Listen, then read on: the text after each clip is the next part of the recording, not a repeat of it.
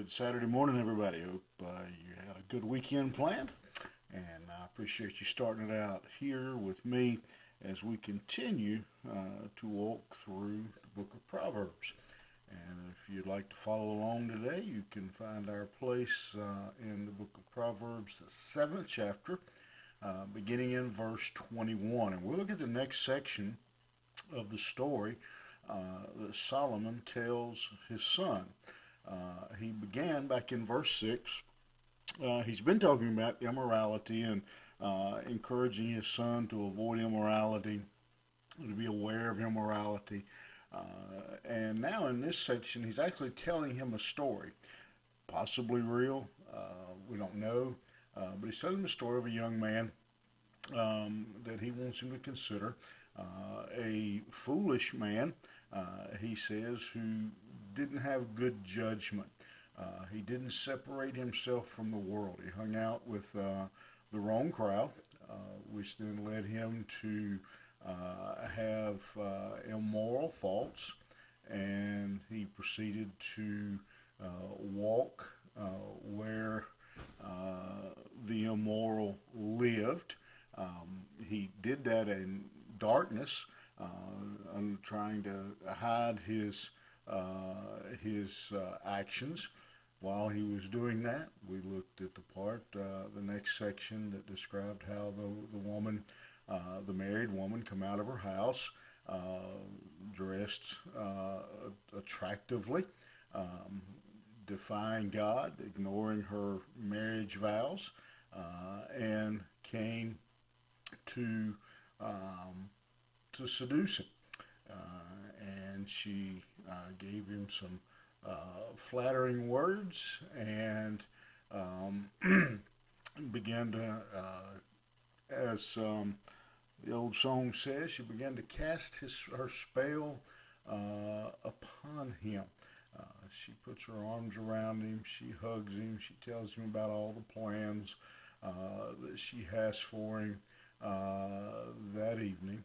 Now, in verse 21, we see the culmination, the end result of allowing ourselves to be put into, and that's not even the right way to say it, nobody put him there.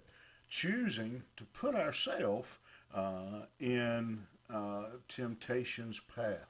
In verse 21, it says, with her much fair speech. With her much fair speech, she caused him to yield. With the flattering of her lips, she forced him. He goeth after her straightway, as an ox goeth to the slaughter, or as a fool to the correction of the stocks, till a dart strike through his liver, as a bird hasteneth to the snare, and knoweth not that it is for his life. She comes, and again, she's put on her best perfume. She's put on her skimpiest outfit. Came out and told him that her husband was gone and would be gone for some time, and the young man falls for it, hook, line, and sinker. And again, if you read the text, one of the things that you will notice is it's clear from this passage and from the previous passage that it wasn't so much her outfit, it wasn't so much her beauty, the things of that nature that lured the young man in. It was her words. It was her her flirting, the flattering of her lips. She forced him. It says in verse 21, and good lesson for us there that it's not always the attraction is not always what we think it is. Sin comes in many forms or fashions, but in this situation, he is led, he is overwhelmed by her flirtatious words, like an ox being led to the slaughter. It says, like an animal that's caught in the hunter's trap. And he is lured right into her trap. And as we look at this next section of this story, again, the first lesson I think is important for us is that the trap is not always where we think it is. When you read that previous passage and she's put on, her clothes, she's put on her makeup, but it was her flattering words. And, when you think about it, that's the whole nature of a trap. When you go out and you set a trap, a hunter sets a trap. He covers up. He tries to get the attention over here. You look at a fishing lure to be all flashy, drawing attention away from the hook hanging underneath. And so one of the lessons I think we learn in this passage is, again, to be very cautious where we put ourselves, because we don't always see the trap coming. This young man,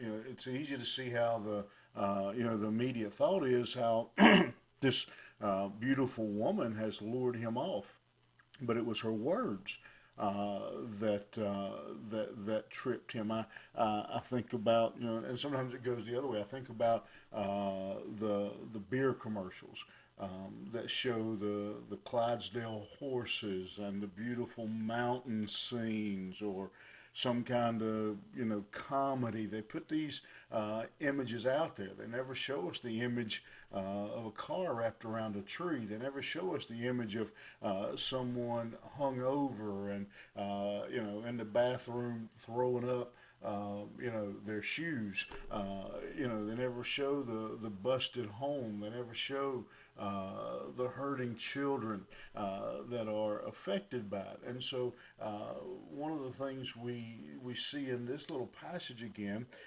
is the danger of the trap, the danger of sin, how it's deceiving to us, and that ultimately we see then the second major lesson, I think, from this passage. He goes like an ox to the slaughter. Doesn't even realize the danger he's in. A fool going to the stocks or the prison doesn't even realize until a dart until an arrow pierces his liver. And then that last line, he knoweth not that it is for his life. Sin is many times a lifetime gamble. We no doubt know many who one decision has ruined their home, ruined their life, has scarred their reputation forever, and it'll always be hanging there. And great lesson for us today. Again, I know that the primary focus of this story is sexual immorality, but the same principles apply to living morally according to the Word of God in general. We have to beware of the trap, because one sin, we forget sometimes that it's for our life. Your whole life can be turned around, turned upside down, destroyed by one bad decision. Keep that in your mind today. Have a great day. Think about it, and we'll see you back here Monday morning.